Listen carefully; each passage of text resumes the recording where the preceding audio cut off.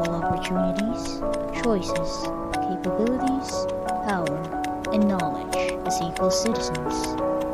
But As a woman, how do people mistreat you? As a woman, I also get mistreated by other people, even my own family. Sometimes I do some things that give them reasons to mistreat Kami dapat nagtatanong niyan. Bakit ka nandito? reasons like accidentally doing some boyish things, and when I'm doing so, Ayoko na! they call me tomboy or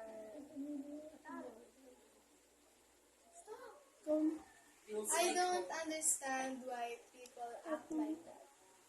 I just want a peaceful life. I just want to be free. People mistreat your gender. People mistreat me by saying, bakit ka nakikipaglaro sa mga babae? Bakla ka ba?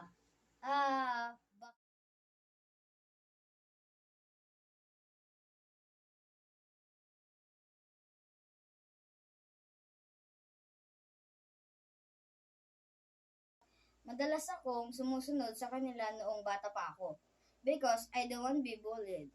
Sometimes, I ask myself, bakit ba kasi ganun? Hoy, ba't ka nakikipagsama nga sa mga babae? Bakit mo ba binabong ko kaibigan namin? Ano ka ba niya? Pakaya mo ba? Babae lang ba ang pwedeng sumaya? Male have feeling too. Dahil bakla ako.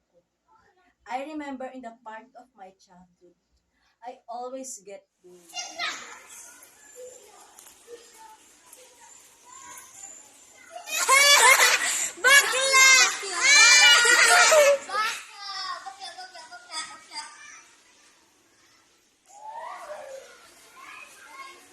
Saying, bakla! And hindi dapat malambot ang lalaki kapag lalaki mga tao.